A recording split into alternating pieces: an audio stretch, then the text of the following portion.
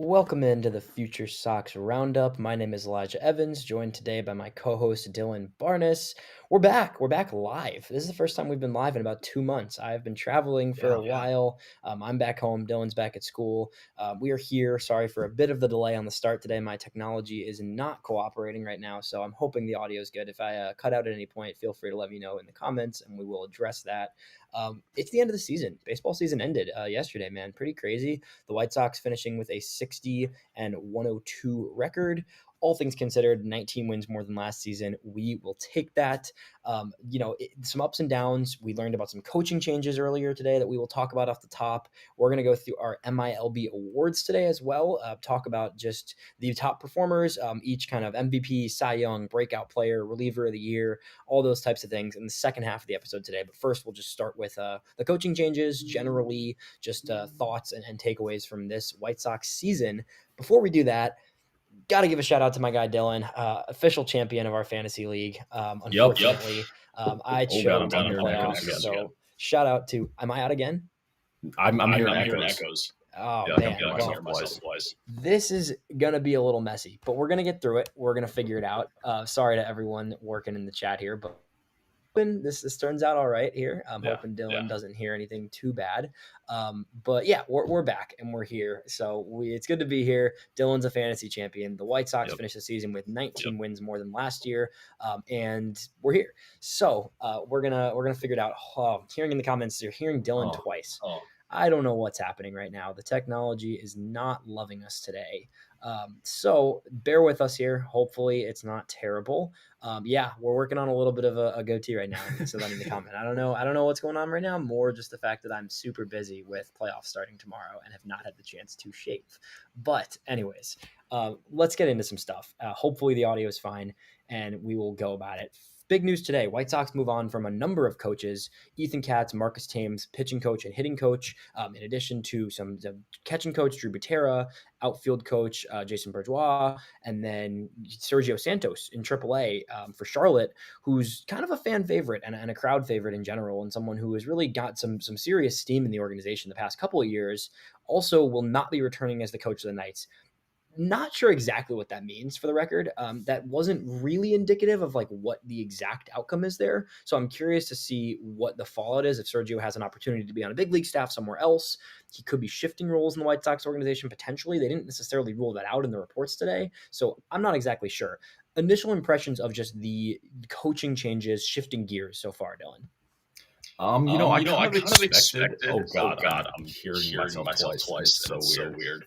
But yeah, I expected Marcus Thames to be gone, and Ethan Katz, I really didn't. He kind of did a good job this year. Okay, I think now we're good. Yeah, now we're good. Gonna try this. We'll see. Okay, perfect. Yeah, because now I'm not hearing that echo. Okay. Anyways, Marcus Thames, I expected. He was a holdover from the Pedro Grifol regime, and Ethan Katz was a holdover from the Tony La Russa regime. So there was just a lot of guys who were not Will Venable's guys, and I think that is going to be a key thing to look for in terms of the new coaching hires and just going forward in general. I think there's going to be a lot of cleaning house and getting Will Venable the guys that he wants in the dugout.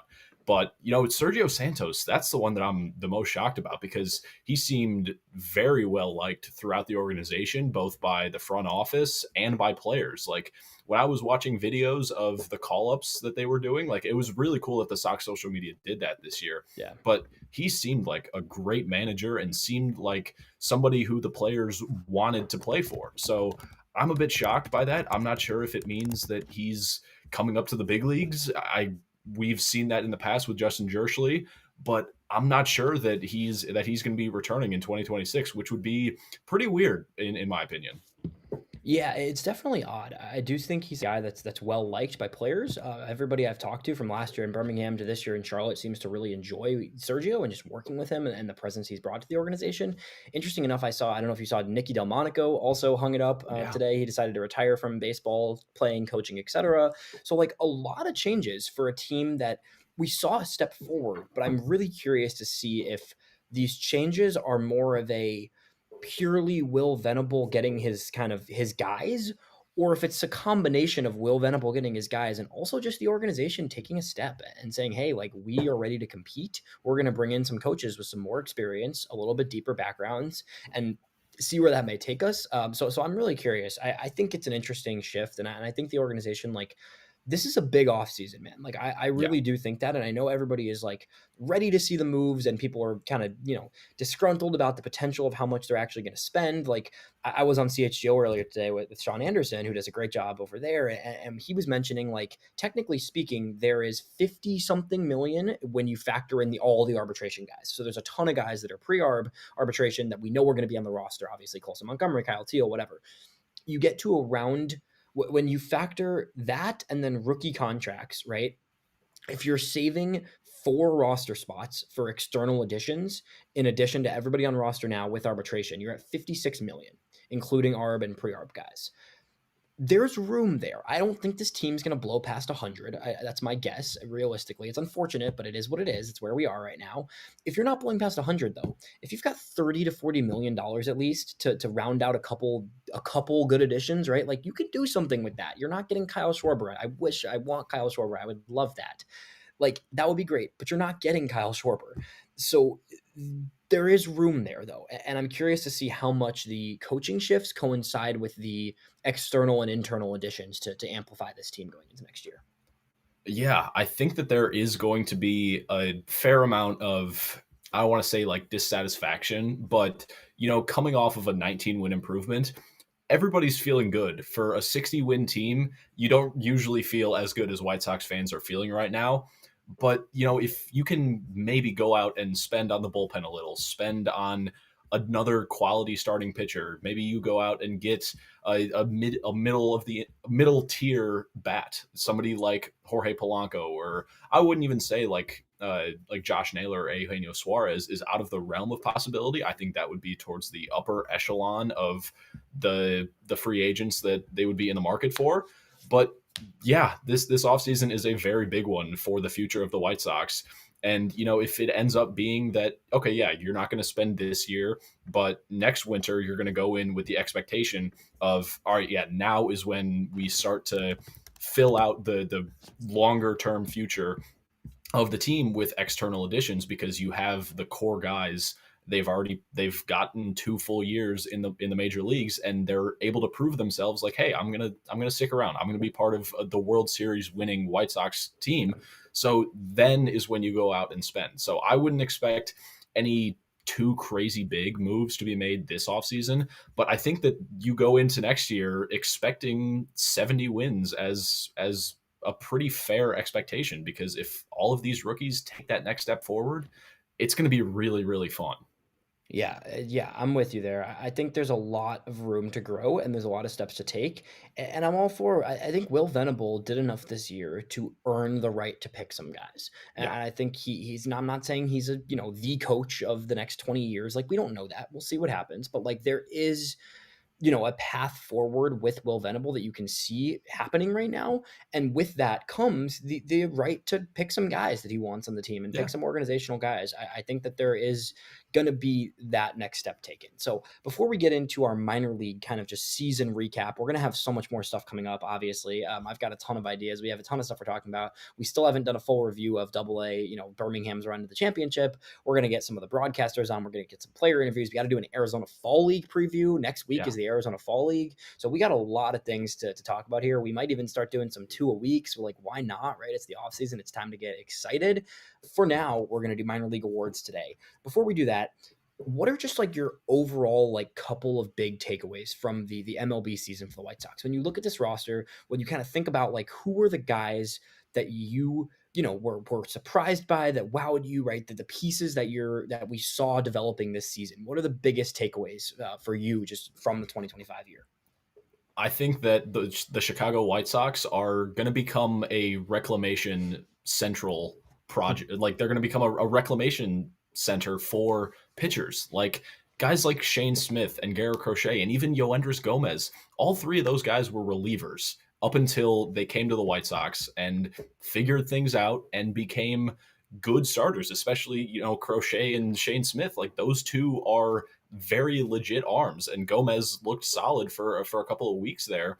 But I think that the Chicago White Sox are starting to become like one of the better, I don't want to say developing organizations when it comes to pitching, but when you can turn around somebody like Garrett Crochet or Shane Smith into that high end, and in Garrett Crochet's case, an ace pitcher, there's going to be a lot of free agents and just guys who are desperate to maybe take a flyer on themselves and prove that they can pitch and they can be that top guy. So I think that there's going to be a lot of I don't want to say question marks that come over on like minor league deals or spring training invites, but I think that you're going to see a lot more of the I hate saying the word flyer, but like guys who have something to prove come to the White Sox, and Brian Bannister and the new pitching coach can work their magic. And I think Brian Bannister is going to have a lot of say in the new pitching coach, because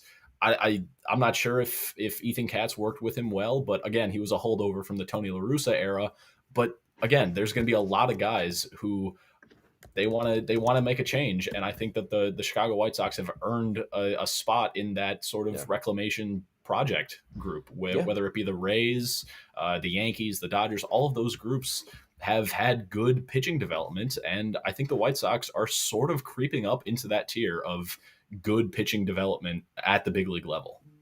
Yeah, I'm with you. I think that's a great idea. I'm curious to see, how the pitching coach affects that, how the changes there affect that. But what we do know is there is a system. There's legitimate development happening throughout the organization, whether it be just pitching side, every side of it. There's growth happening. My biggest takeaway is there's an offensive core. There's a legitimate offensive core. Yeah. I think that's one thing that this time last year, we were hopeful about Edgar Caro and Colson Montgomery and other guys like that, right? But the Garrett Crochet trade, you bring in Maedroth, you bring in Teal, you bring in Montgomery. Those are three guys that you now see as part of that core. That was step one. Step two was seeing these guys get to the big league level and have success as rookies. And from a lot of guys, right? It's not there yet. There's more adding to be done on the offensive side of the ball still. I think that adding one powerful bat is still number one priority in my mind. Yes, the hitting was oddly better than the pitching this year, which we may not have expected due to injuries and some guys taking a little bit longer to develop, whatever all those reasons were. The hitting, especially in the second half, ended up being even stronger than the pitching side of things. I think there is such a massive jump from the end of September last year, when we were starting this conversation of like, what do the White Sox do in the offseason to not be the worst team ever, until right now. There is a huge difference of perception within the organization and externally in terms of what you have offensively moving forward. And that is in itself a massive step. Yes, 60 games is not beautiful. I get it. But you have guys, you have a list of guys. It's not one guy, it's not two guys. There is a legitimate list of guys that can be a future piece on offense for you. You have two catchers that you feel very good about moving forward. You have a shortstop. By the way, I don't know if you know this. I didn't realize the number got as high as it did. Colson Montgomery had 6 outs above average in his 3 months playing shortstop. It's crazy. Legit MLB shortstop, right? And this is, that was a huge question mark, right? Edgar Caro, Kyle Teal, Colson Montgomery, Miguel Vargas, Chase Maedroth, Lenine Sosa. Even if you end up trading one or two of those guys, okay, so be it. Brooks Baldwin as a utility piece, right? Like, there's many guys on this roster that showed they can be a big league piece for this team. So that's a situation where I think the biggest thing that stands out to me from this entire season overall is just the energy. First of all, I think this team just fought way more than they did last year, and that's a testament to Venable, and I think part of the reason he's earned this nod to go forward with his own staff, right? But also just in general, it's just a different offensive core from a projection standpoint than what we saw this time last year, honestly. Yeah, and I think that when it comes down to like, all right, yeah, Colson Montgomery is hitting 21 homers after the All-Star break.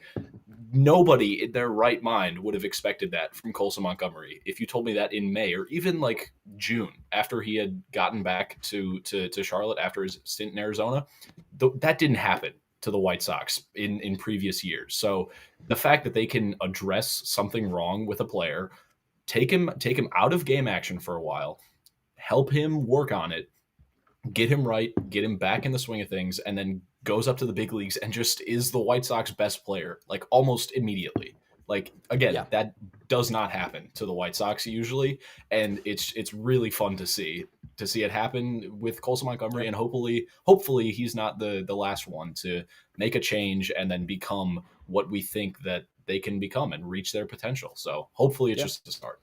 Yeah, I'm with you. And the last note on the White Sox season, like it's good at least in a season that was down in the pitching side more than I think we expected and more than we'd hoped to have, just because of varying factors. I'm not too worried about it. I think some people are like, oh, they Yeah. need to add 7 pitchers. Like, no, I don't think so. There's a lot of pitchers on the way. Within that kind of somewhat of a downturn pitching wise, you had some huge breakouts. You've got Shane Smith legitimately locked in your rotation moving forward. That's a Rule 5 draft pick. Your other Rule 5 guy, Mike Vassell, is locked into a key Swiss Army bullpen role. You've got Grant Taylor and you've got Jordan Leisure, who I don't care what Leisure did 3 days ago. He had been on a streak of like 10 scoreless before that. So whatever, it happens. 12 or 14. Yeah, exactly. Like there's still some ups and downs there. They're both going to have some ups and downs still, but I truly believe you have 3 young pitchers all in pre-arbitration at this point between Jordan Leisure, Grant Taylor, and Mike Vassell, who are at least legit assets in your rotate or your bullpen moving forward. So I'm happy about it. I think that it's a pretty good situation to be in for the White Sox right now, and yeah, there's a lot of work to be done, but you got to feel pretty good about everything so far. Let's dive into some minor league stuff. We got all offseason to talk about major leagues, but we're going to review the minor league season on the rest of the episode today. We're going to go through some awards. So we're going to talk MVP, what I've got written down, MVP, Cy Young, breakout hitter of the year, breakout pitcher of the year, reliever of the year, defensive player of the year, and our base stealer of the year. And then a little fun one at the end will be the change our mind guy who, changed our perspective this season and kind of turned into a higher degree of a player than we necessarily expected this year. So, this is what we're gonna do. We're gonna run it down. Me and Dylan each have our name. We're gonna talk through our picks, the potential runners up, other guys that kind of fit into this mold. So we'll kick it off with White Sox minor league MVP of the year, Dylan. 2 guys, in my opinion, stand above the rest. I think there's 2 guys in the organization, 2 players in the whole the org that finished with over a 140 WRC plus, and both of them were over 150 for reference. These 2 just they were great this year. Who did you pick for White Sox minor leaguer of the year? I went with Caleb Bonner only because the age-based production compared to his peers at the low A level and later on in the year, the last 2 weeks in high A, I love Sam Antonacci. He is one of my favorite players in the system. But with what Caleb Bonner just did in his age 19 season, it's just really, really incredible to do all that, to post, I think it was like a 151 WRC plus as a 19-year-old in your first professional season. That's great. And it's not like Bonner was the number 1 overall pick and this is what he was supposed to do. He was a second round pick. Yes, like he was a very highly drafted prospect, but the White Sox, again, they don't usually have second round draft picks out of high school immediately turn into the best player on the field. It just doesn't happen. And Bonner, even with a rough June where I think he had like a 500 or 500 to 600 OPS, it was still an OPS above 800. I believe his OPS on the year. Let me look at his OPS on the year. Yeah, it was a 874. 874 OPS with a strikeout rate of 21.2% and a walk rate of 15.8%. And the thing to me is the limiting of the Ks. The question the entire draft cycle and even into last winter was, would Bonner be able to hit the ball enough and limit the strikeouts enough to tap into that raw power? And through his first season, he did that and more. So when it comes to MVP, I think I would have to give it to Bonner, but I absolutely get if you went Antonacci. I went the same as you. I did go Caleb Bonner, and it was hard for me because Sam Antonacci is my favorite, just profile maybe in the system, just because I love the way he plays, and it's hard for me to look at a guy like that. But yeah, I mean, a 19-year-old draft pick, and doing what Caleb Bonner did this season, he was the MVP of the Carolina League, man, in his first professional season. And this is a guy who we also, what I love with Bonner, and the reason that we've been so so hyped and just talking about him, right, is this is a guy that he was supposed to be this powerful, exciting, athletic high school guy, right? The talks even out of high school, out of the draft last year, probably going to move to third base and power over hit. Yeah. That wasn't the case, man. That's what's No. crazy about it. This is a guy who looked legit at shortstop. If he moves to third in the long term, fine. He's a huge dude and he'll be really good at third. He's looked really good at third and his looks there this season. He looked like a legit shortstop in terms of his mobility and his range defensively. And on the offensive side of the ball, it wasn't hit over. It wasn't power over hit, right? Like he maintained a 16% walk rate this season as a 19-year-old in low A and high A, Crazy. while only striking out at a 21% clip. You look at a guy who was supposed to chase and whiff more than he did, a patient approach, contact percentage pushing 80%, a 78% contact rate this year for a guy who was a power over hit high schooler, right? Only swung 39% of the time on the season, right? So he's patient. He takes his time. He does what he has to do. The fly ball rate and the line drive rate were very solid, right? This isn't a guy putting on the ball on the ground all the time, right? He's getting the ball in the air. There's just so much to like here with Caleb Bonham. And that's not to discredit Sam Antonacci, and I put him for a different award because he's had a great season. So did I. We talked to, I assume so, but Sam Antonacci talked to the media today, and I was able to hop on that presser that I've been able to do a lot of lately, which has been awesome. So shout out to the White Sox. But Bonham or Antonacci, pardon me, Antonacci was talking about how just he's very mellow-headed and level-headed and just like super in the zone. And he's the type of guy who just like, he doesn't take any, like, he's not thinking about his own accolades, stats, what is this and that, right? Like he doesn't care at all. He just literally wants to do everything he can do to get on base every time he comes up to the plate, and he does that. He got asked about getting hit by pitches, and he was like, yeah, it's part of my game. There's an art to it. And I was like, and he was like, I'm just trying to get on base every time I can. I don't like, that's how I do it. And like, yeah, it's just cool, man. And I'm all for, he was talking about how Coastal Carolina like preaches just staying in the box and literally just getting hit if you need to get on base. And like, that's crazy. First of all, that a college program is like preaching that, but also really cool. And I'm all for getting some more Coastal guys in the system, frankly, after hearing that. But yeah, at both incredible seasons, the top two prospects in the system this year from an offensive perspective. I was working on the Just Baseball updated White Sox prospects. We're working on, at JB, we're working on updating all of the top team prospect list right now. There's a legit case for Caleb Bonham to be number one. I'll put it that way. I don't think it's crazy. I am very much thinking about that possibility. It's, you look at what he's just, again, age to level. I mean, he got up to high A and he didn't even look phased for a second. He'll be in, this is a crazy take in the chat right here. Shout out our guy Baseball Toss, but Bonham will have a better career than Jesus Mate. Jesus Mate is really good. Jesus Mate is really, really good.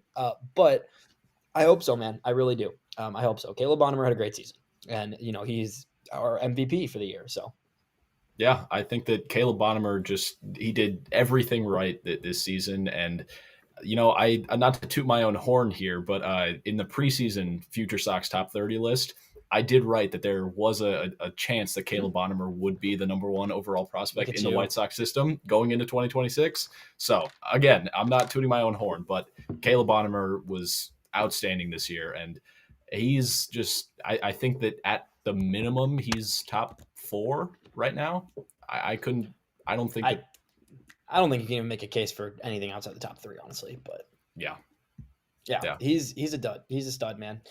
Moving on to our MiLB Cy Young of the Year.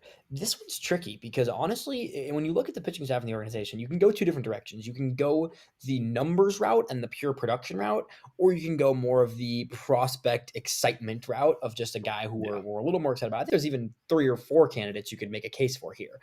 Where did you go with your Cy Young of the Year within the organization? So originally I wanted to go like the biggest prospect riser, but we're going to talk about the breakout pitcher of the year next, but I went with Shane Murphy because what he did this year was just unreal. I mean, to throw 135 innings of minor league baseball with a 1.66 ERA, I mean, that's really, really good.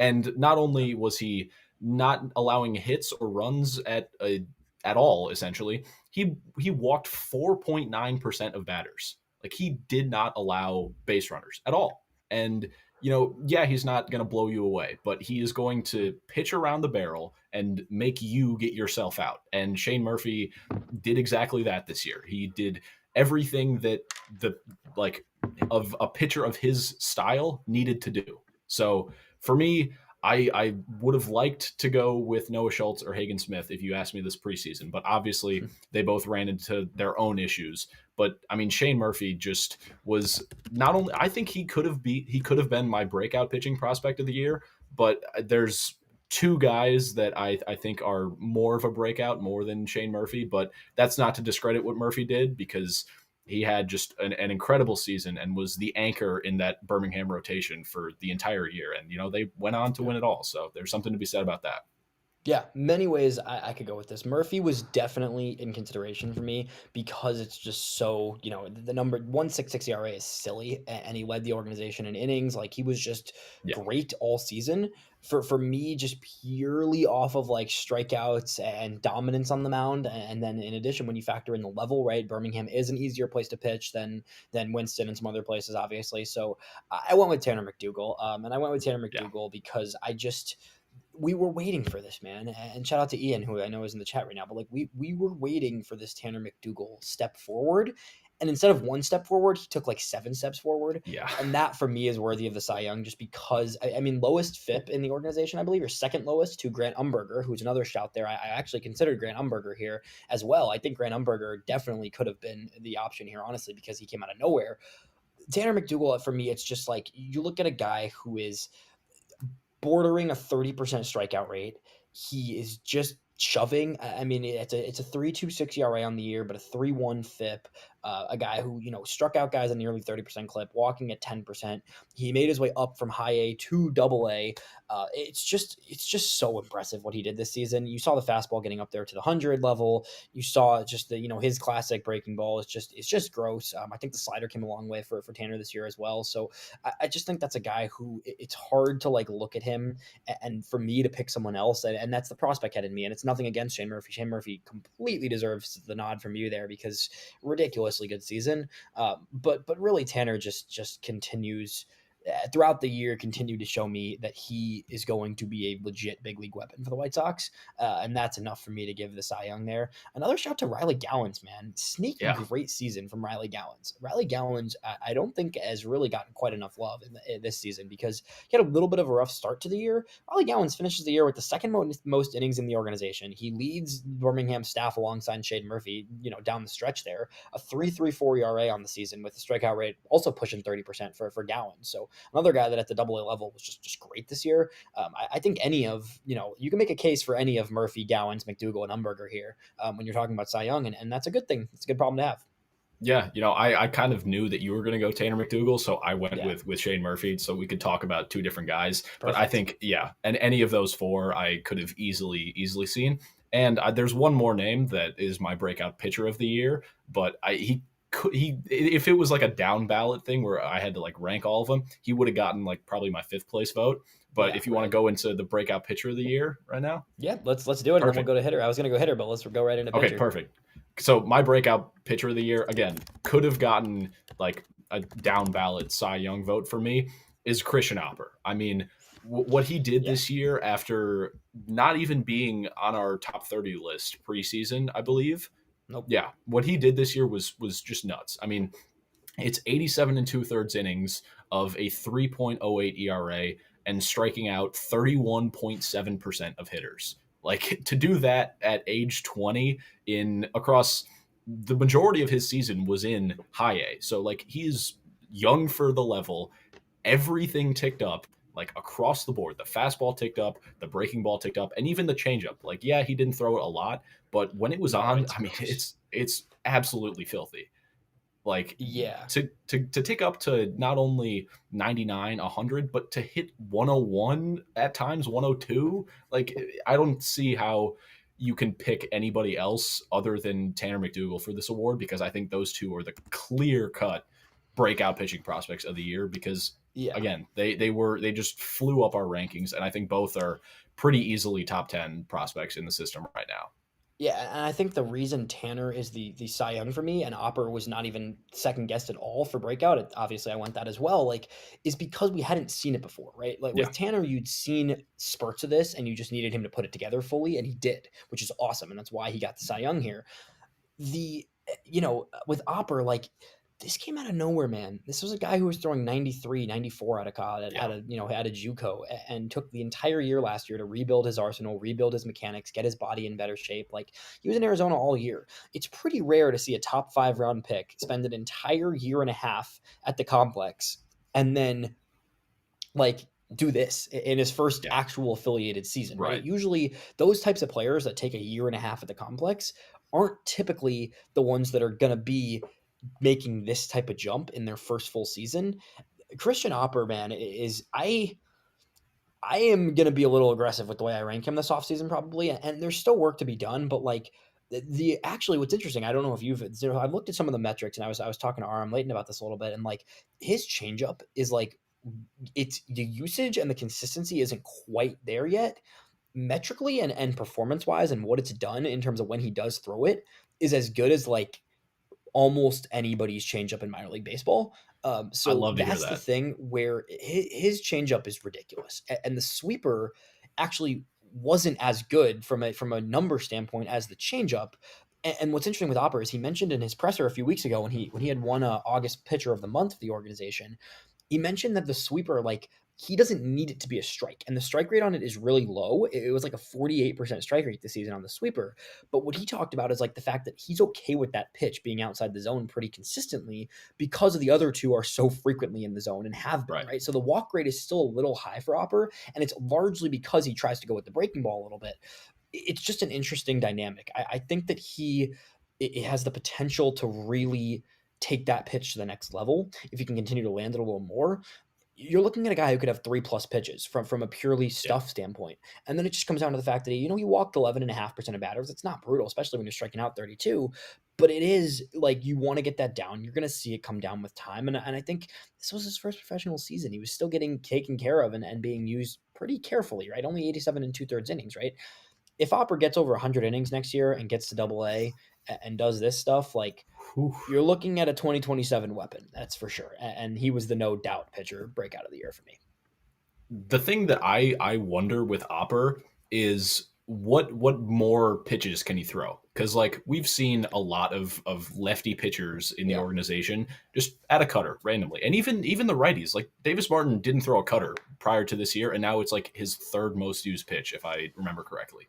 So like, can he get something in between that big breaking ball that he has and the fastball? Because like, in my opinion, that is like the only thing that is keeping him from not only like striking out, keeping that strikeout rate at 30% at higher levels, but also throwing more strikes, because, the hitters aren't going to be expecting, a cutter on like a 2-1 count or whatever, and they're going to foul it off, roll it over, whatever. But like, if he can develop just a fourth pitch, something to get hitters off of the 2+ pitches that he has, maybe even 3, depending on the development of that changeup, I think there's the ceiling is the roof, as the greats would say. So I'm really, really intrigued by Christian Opper in what he did this year and also going forward, because this is a 20-year-old who in his first professional season looked like a future ace on the mound. Like, that cannot be understated enough how good Christian Opper looked. If you watched any of his starts this year, it was dominance the majority of the time. Like, especially in the lower levels, man, you're going to be able to survive with Christian Opper's stuff that he has. And now it's just about getting the polish on, because now is when you can start to dream on Christian Opper. If everything comes together, he's going to be a very good arm. Yep. I'm with you, man. Opper, McDougal, the top two in terms of just breakout, everything, just all of the above, from the pitching side of things. Breakout hitter of the year. We talked Sam Antonacci already. Is that where you went with breakout hitter of the year? It is because I didn't go. It's similar to what I did with Shane Murphy and Tanner McDougal, because I knew you were going to go with Tanner, so I went with Shane so we could talk about him. I couldn't think of a different hitter other than Sam Antonacci for breakout hitter, because I already talked about Bonham, so I didn't want to use him twice. we talked about Sam Antonacci earlier on in the show. Raul Perez, actually, that is a great shout in the chat. Okay, did I steal? That's where I was about to go. No, you're totally fine. Carrie took my answer. You took my answer. It's all good though. Yeah. I'm not offended. Talk about that's where Raul. I was going, because I put Antonacci originally, and I'm like, yeah, that's the answer. But obviously, with him and Bonham both being the MVP and runner-up of MVP in our eyes, right? That's the guy who I kind of just pointed out here, and it's not necessarily like. It's hard to say it's a breakout, because he had the exact same WRC plus since post trade deadline last year with the White Sox that he had this season in high A. With Herrall, what I think it was for me was a jump and an adjustment in who he is as a player. I think that's kind of what I wanted to see from Herrall this year. And what we did see from Herrall was this just power punch, small second base, just guy that can just give you some juice. And that's one thing that I like with Perez here. And that's why it's not really a breakout. And I don't think that's quite the right point for it. But I do think on the offensive side, he's the guy I wanted to mention, just because he took this step and he leaned into his profile, I think even more than he had before. He's a guy that's going to air pull. He knows how to air pull. He knows how to get into his pull side power more than almost anybody at his age, right? The contact rate for him is good enough. Like he's making solid contact. Yeah, he's whiffing, he's striking out a little bit, but only a 20%, 21% strikeout rate on the year. Like you can live with that if this is a guy who hit 22 homers on the year and was really able to just elevate the ball. And he elevates the heck out of the ball, man. I mean, you're looking at a guy who posted a 45% fly ball rate this season and really just able to get onto the ball, especially to his pull side, like I was mentioning. So with Herrall Perez, I think it was more of a jump from the maybe to the legitimate prospect here. I think you're looking at him as he's clear top 15. I think he's right on the border of top 10 in the system at this point, honestly, just because you see a guy who at the very least, you have legit power there and is able to get into that power. It's not just hypothetical power, and he's not the most powerful guy either. He's not the guy with 70 grade raw juice like a George Walkow or anybody of that type, right? But what he is someone who's going to give you, he's going to get into his power more consistently than a lot of guys at his age and level are going to do. Yeah, and I think I tweeted something about this like a couple of weeks ago when he hit his 20th homer. Out of all the 20-year-olds in minor league baseball, he was the only 20-year-old or younger middle infielder to hit 20 homers. And that's with guys like Kevin McGonigal, is he 20 or is he 21? He's 21. He's 21. Okay, so yeah, he doesn't count. But regardless, Herrall Perez has a ton of pop for a guy of his size, and the trade that brought him over, people didn't like it at the time. I was a fan of it just because I liked Herrall Perez and I liked Miguel Vargas, and in my opinion, like Alexander Albertus was one of the guys that I was most looking forward to out of that trade, and unfortunately, it hasn't worked out for him. He hasn't been able to stay healthy and get on the field enough to show what he can do. But again, I'm not ruling him out. I mean, he's 21 going into next year, and I think that even if Vargas and Perez are the only two guys to actually be something out of that trade, I mean, you do that trade 10 times out of 10 because Eric Fetty got DFA'd in June. So yeah, Alexander Albertus does not exist. He's just in the shadow realm. So yeah, and we'll see where Herrall Perez goes. I think that's the biggest question is how the power is going to translate at the next stop. Yeah. I think he starts in Birmingham. I don't really see why he wouldn't. I mean, I know he's young still. He's not an old guy. Like obviously he's only 20, but he's going to turn 21 this offseason. So he'll be 21 going into the year. And I think he did enough in Winston, spending a whole year there. He played 125 games this year. I think he did plenty to show that he's capable of the next level. I'm just curious to see if the whiff ticks up or if the power ticks down. Hopefully neither of those happen. If neither of those happen, at the next level, then you're looking at a guy who you can really look at as a 2027 potential big leaguer, 2028, maybe it's a little bit further, but he's still young. And I think that he took a step forward in the right direction for sure. Yeah. I think that, again, when you're looking at all of the middle infielders coming up in the system, Herrall Perez is one that, it's not immediately in 2026 or maybe not even in 2027. But I mean, if he keeps hitting like he has been doing since coming over to the White Sox, you're going to have to find a spot for him because you don't get second basemen with that type of pop. You just don't see him. I mean, Lenyn Sosa this year, but he was playing pretty much all over. But Herrall Perez is primarily shortstop, second base, and for him to be doing that at his size, he's 5'9", 5'10" on a good day. it's Yeah. pretty special to see what Perez has been doing and can do in the future. So I'm really excited to see Perez just continue in 2026. Yeah, I'm with you, man. Next up is reliever of the year. A lot of ways you could go with this one too. I think it's an interesting award here that we picked just because I think there's about 4 or 5 names to mention here that all could very realistically be the pick. I had a feeling where you were going to go, but to confirm, who is your reliever of the year, Dylan? You had to know it was coming, right? It's Phil Fox, and this is not even me just like saying he was my guy preseason and then sticking to it. He had a very good year. It's 63 and 2/3 innings out of the bullpen. It's a 3.25 ERA, striking out over 30% of batters, a 30.1. So he did get over 30%, and only walking 5.4. That is the thing for Phil Fox is he does not allow free passes at all. He strikes out a decent amount of hitters for a guy who doesn't throw. He's not like Shane Murphy. He's not going to blow you away, but unlike Shane Murphy, he is going to strike you out because the fastball that he has, it's an outlier. I mean, the low release point and just the carry that he gets to it, it's a very flat fastball. It plays well above the letters. I've been a Phil Fox fan since day one, and I'm not going to stop here because Phil Fox was great this year. I want to say he was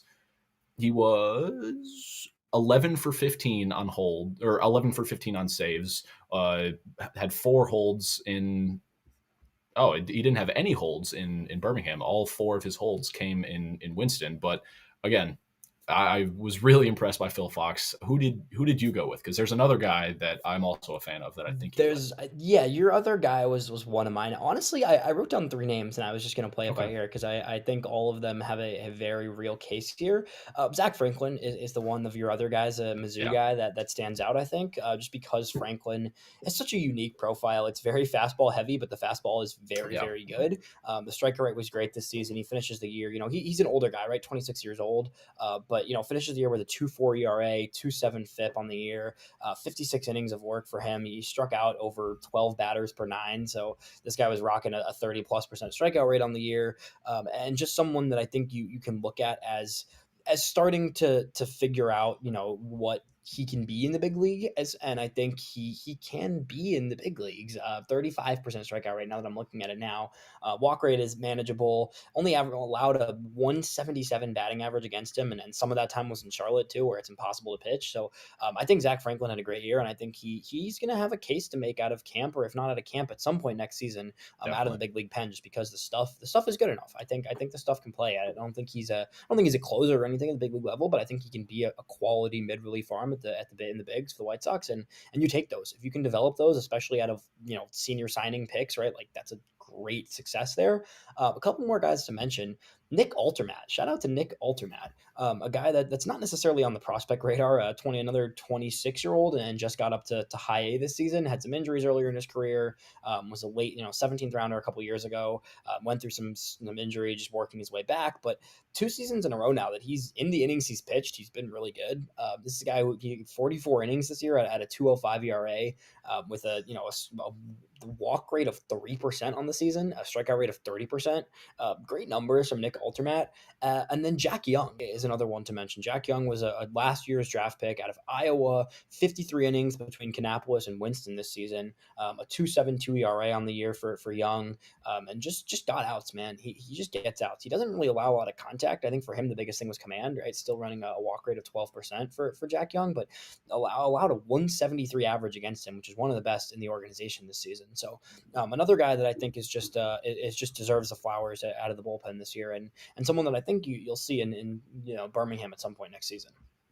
Yeah, and we mentioned those 3 guys and didn't mention probably the best relief only pitching prospect in the system, Yeah. Peyton Pallette. So Yeah. the fact that there are 3 guys like that we would mention before Peyton Pallette, it's great. And Pallette is probably going to be on the 2026 White Sox because he is Rule 5 eligible. So there's a lot of solid relievers that are coming up, and with the White Sox bullpen being as bad as it was this year, there's going to be a lot of spots open, and you hope that maybe 2 or 3 of those guys can carve out names for themselves in Chicago, because relief pitchers are so volatile that anybody can become a lockdown closer, not even a closer, just a lockdown reliever. Because again, relievers, they can change their mind on if they're good or bad depending on the day. So there's going to be a lot of spots opening up in the offseason, I would imagine, because I'm not sure if there are any uh, relief spots locked in other than Jordan Leisure, Mike Vassell, maybe Steven Wilson, Grant Taylor, probably. Maybe he shifts back to a starter. Not really sure yet. But again, there's going to be a lot of fighting for bullpen spots. And I think Paulette probably wins a spot coming out of spring training. Yeah, and nice shout here in the chat as well. Carson Jacobs is another one that I was had on the list of guys to mention. He had a great season. That was good overall, and a guy that's going to the Arizona Fall League. So we're going to get to see some more Carson Jacobs here in the near future in Arizona. But yeah, so some really solid performances from the pen. Next up is Defensive Player of the Year, and this is a tough one because minor leaguers are moving around, they're switching positions. But where did you go with your defensive player? I got a couple names written down. I went with Samuel Zavala, and while he didn't have the greatest year last year at being one of the pieces in the Dylan Cease trade, a lot of fans kind of soured on him. I still had hope just because of the defense. Like his defense in center field, really all over the outfield, was phenomenal this year. He was 7 outfield assists, so he threw 7 guys out on the bases and only made 3 errors. I mean, those are really the only defensive metrics we can look at for minor league outfielders or just defenders in general. So I think I've seen Zavala run down balls in the gap and make them look easy. And I'm not saying he's going to be Pete Crow Armstrong or early career Kevin Pillar, somebody who's going to track down everything in the gap and make phenomenal plays. But Zavala is a very good defender out in center field, and I think he probably sticks in center field, maybe moves to right field. But if I had to guess, I would play him in center. And even if he shifts to left, I mean, it's a phenomenal defensive profile on anywhere in the grass. So I was really impressed by Zavala this year. Yeah, I love that one, and somebody just stole one of the two I was going to mention. Screw you, Ian. But yeah, no, Zavala is a great one. I think that his year deserves some shout out. I honestly thought about him for breakout hitter too, just because he did take a step forward offensively. You could see a clear step forward taken from Zavala.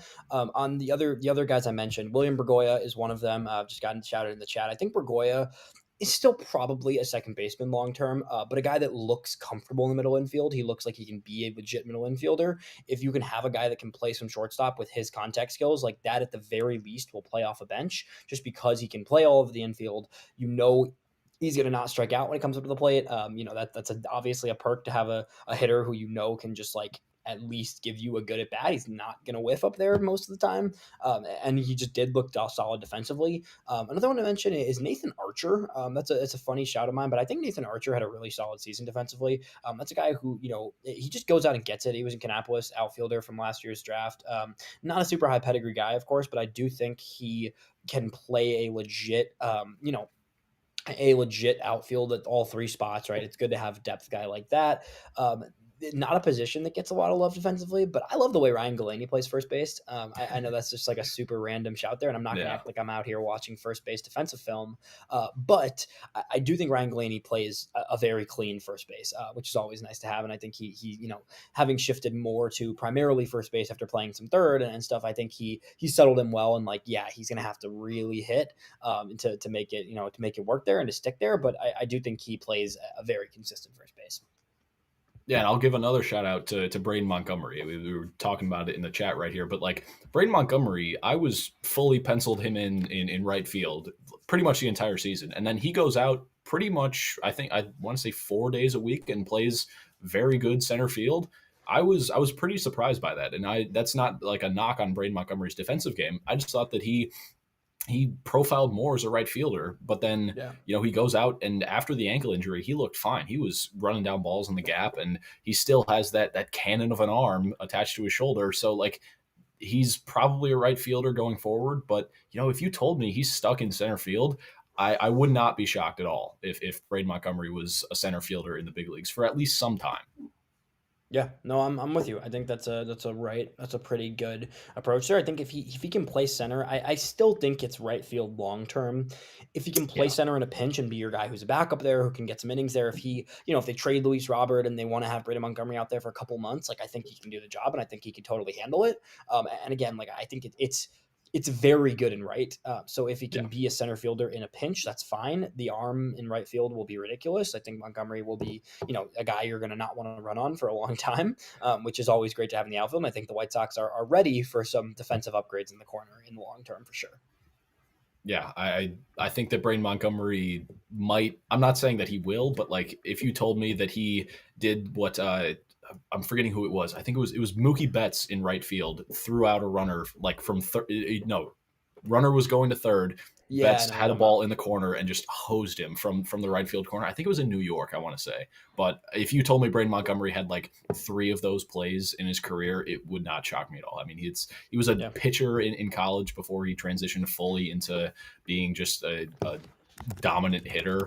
I mean, he got up to like 98, 99 on the mound. So he's got the arm to play right field, and honestly, anywhere in the outfield, I think Braden Montgomery is going to be fantastic at. Yeah, I'm with you there. Let's go over to base runner of the year, bag stealer of the year, as you will. I mean, by the numbers, there's a clear answer here. Yeah. Shout out UCSB, my alma mater, rocking the shirt right here. But Jordan Sprinkle can steal some bags, man. 80 stolen bases in 100 games for Jordan Sprinkle. Jordan Sprinkle had 386 plate appearances this season and stole 80 bags. Oh my God. What in the world? I mean, this is a guy, the minor league leader. I don't know if you saw Kendall George stole 100 bags this year for the Dodgers organization, but he also played every day. Jordan Sprinkle didn't even play every day. He was bouncing between levels. He was in Kannapolis, and then he went up to Winston, and he was down in Kannapolis, and he was in Birmingham for the playoffs as a speedster. Like, he stole 80 bags, dude, and got caught 9 times. That's silly. That's nuts. I don't see Jordan Sprinkle having a substantive role in the future at this point, unfortunately. The offensive profile just has never quite come along. This is a guy who he has a pretty good approach. He walked a lot this season, which helped him get on base a lot and steal bags. He just hasn't quite got there with any sort of offensive impact. I saw it in college from him. This is a guy who was glove and speed and athleticism first, but it's still someone who I think can be interesting. But the base stealing was crazy, and then someone just hit it on the head. I put Jordan Sprinkle / George Walkow. That's exactly because what I put. George Walkow, pound for pound, is one of the best base runners in minor league baseball, or inch for inch, maybe, as you will, for talk about his height here. But like even pound for pound, George, I mean, 240. Yeah, he's 33 for 39 at 6'7". We're off the rails here with the terminology, but George Walkow with 33 stolen bases as a guy who's 6'7", 250 probably, and is still probably growing at this point. So George, that's crazy. I never in a million years expected Walkow to be a 20 plus stolen base guy. Nonetheless, a 33 stolen base guy. Yeah. It was crazy. And like, I think last year alone, like last year in the entirety of 2024, 9 stolen bases and had 100 less plate appearances, granted, but to steal randomly, what is that, 24 more bags? Like, what's going on in Kannapolis, man? Like, and he also only got caught 6 times. It's not like he was getting nabbed all the time just trying to run like crazy. Like he only got caught 6 times. So that's another one. This is getting crazy. But the other few guys to mention there, Antonacci, 48 stolen bases, just an athlete, man. He just hustles all the time and he walks all the time and then he just steals all the time. Like it's a great combination. I'm good for that. Sign me up. And then Ryan Burroughs, 47 stolen bases, both William Bergoya and Riku Nishida in AA with 40 apiece. So a lot of stolen bases, a lot of bags. That was an emphasis throughout the organization. You saw it. And also just another notch on Caleb Bonnemer's now, 29 stolen bases for a guy who was hitting the way he was hitting. Just another thing to add in there for Bonnemer. But yeah, really, really good running numbers across the board. I think the one that, obviously Sprinkle and Walkow stand out the most, but a lot of guys stealing bags this year. Yeah, I think that in Kannapolis alone, like there were, I think, 4 guys to steal over 30 bases, right? Because Sprinkle was there for a bit. Burroughs was there for a bit.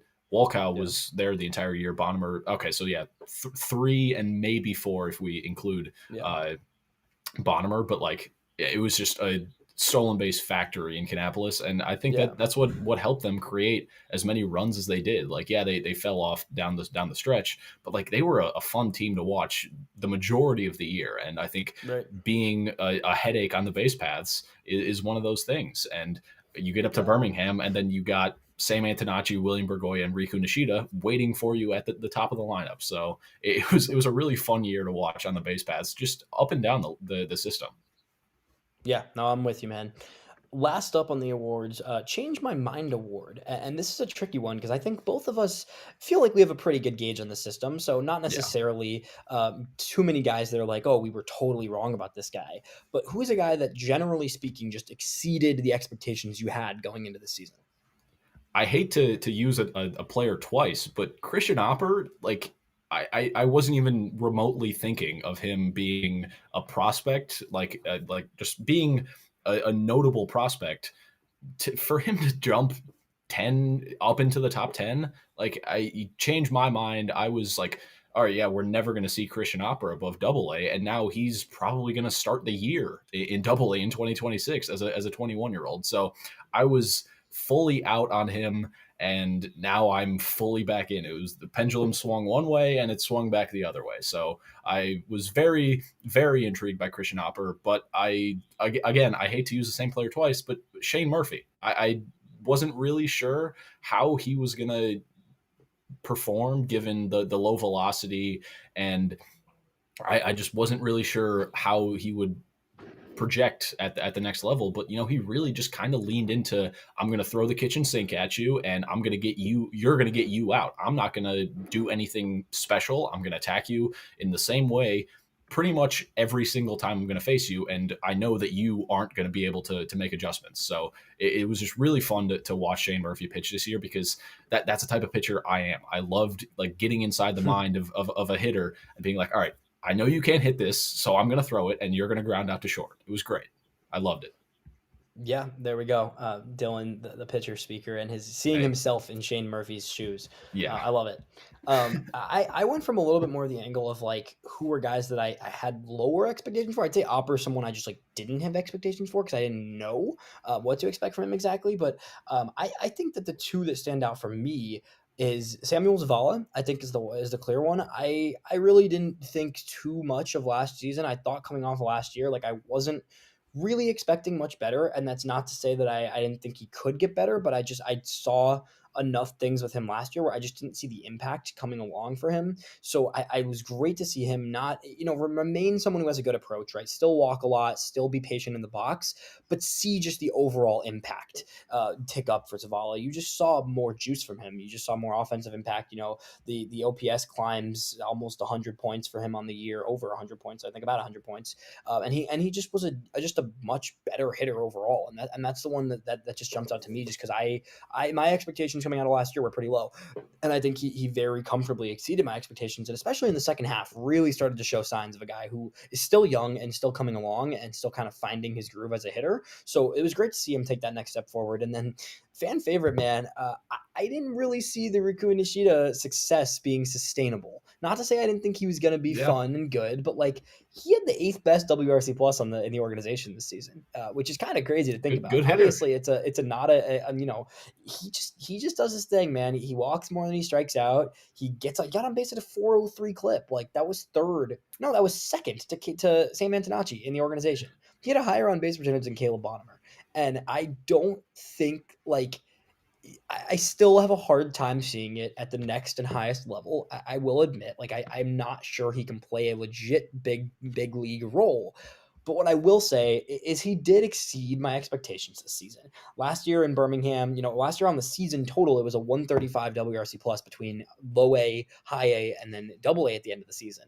This season, he spends the whole year in double A as a 23 and then turned 24-year-old guy and put up a 123 WRC plus and got on base at a 400 clip. Like, shout out to Rikui Nishida. He exceeded my expectations this season. He really did. Yeah, I think that Zavala was the one that I was expecting from you, just because I knew how I don't want to say how low you were on him, but I've been a Zavala fan, and that's really the only reason why I didn't pick him. Otherwise, he would have been my pick, just given how poor last year was, and then how he turned it around this year. But Zavala, I've always been a fan of, and I was hoping that last year wasn't his true talent, and hopefully this year is his true talent, and this is a building ground that you can hope to roll into 2026. But who are you thinking? I got one more. No, I just thought of Okay. one because I was looking through numbers and I got one more. When I was looking at last year's draft class, I generally speaking was probably lower on this guy than most of the other pitchers from the draft class. I think Justin Sinibaldi definitely exceeded my expectations. Yeah. Pretty interesting. There was a variety of those older experienced college arms, Big Ten, SEC, etc. Like there was a lot of those guys that got drafted in last year's draft class, and Sinibaldi's a guy that I actually thought was a lot better than I thought he would be, and compared to his counterparts from that second half of last year's draft, was actually one of the better arms so far from the 24 draft. So just a shout out to Justin Sinibaldi, who put up a pretty good season in Kannapolis this year. 91 innings at a 3.7 ERA, strikeout rate over 20%, was just a solid pitcher overall, and I think should get some pretty good early reps in Winston next year. Yeah. And before we wrap, I want to do a little predicting. So I want you to call your shot right now. If when we do this show this time next year, who will be the White Sox minor league MVP? Ooh, MVP is tough, man. I'm trying to think about who won't be called up by that time. Man, that's hard. Let me think. Because I've got a name, and I'm give me your name because I'm looking at the numbers right now. I got to think about this. I'm gonna go with George Walkow. I think that this year was a year where the strikeout rate fell a ton, and there was a lot of positive signs in that department, and the power just was gone. And that was a thing that we were hoping to see more from him. Both the power and the strikeout rates had to be there in tandem. And I think that next year, I think that everything comes together for George. And I think that we're going to see him mash baseballs. I think he runs a strikeout rate around 25%. I'm not going to say it's going to be below 25 and get super crazy ambitious, but I think next year, George Walkow is the 2026 minor league MVP. I like that. I love that. I would absolutely love You're to see muted that. now. We can't hear you. Muted? I'm muted? I can't hear you. I hear me. Does everybody else hear me? They're silencing you, Elijah. They don't want you The people don't want to hear me? Your pick. I'll see if I can read your lips and translate. You hear me now? Nothing? Oh, Uncle Ted hears me, so maybe this is you, Dylan. Oh, maybe it's just me. I think this is a Dylan problem. Oh, God. Oh, no, this is a Dylan problem. All right, we need to wrap soon. What I will say, whether Dylan can hear me or not, I think Jaden Fauske is my initial pick. I think Jaden Fauske is a guy who could be similar to Bonhomer. I think he could be what Bonhomer was last season. I think that he can take that step and be that breakout, second round pick, take that step forward and just mash. I don't know if he gets enough innings. That's the thing with Fauske. I think he could spend some time in Arizona, which would mean he might not get quite enough runway to be that MVP. If it's not Fauske, I might go Haral Perez, man. I think Haral Perez could be the other guy that just takes that huge, that jump and hits 25 homers instead of 22 or 30 homers. And even if it's at the next level, if he reaches AAA, maybe that would be that jump from Haral Perez. So I think that's where I would go. On the pitching side, I think it's got to be Christian Opper for Cy Young. I think Christian Opper if he's healthy and he comes into next year, I think Christian Opper could be a legit top 15 minor league pitcher. That's my hot take. So I love that. Cool. I think everything that we just said is going to happen next year. That'd be awesome. The White Sox are going to have the number one farm in baseball. So hey, whoa now. All right, that would be cool. We will see about that one. But yeah, hope everybody enjoyed. Thank you all for tuning in today. It's good to be back live. It's been a while. This is fun for sure. So we will have so much more coming from interviews. I got some players set up. Hopefully we're going to get some front office on some interviews. That's one of my goals for the off season. So we're going to get a lot of content going. Make sure you're keeping up with Future Sox. You can find Dylan at NotCease on X. You can find me at Elijah EV8. And we will talk to you next time on the Future Sox Roundup. Thanks, everybody.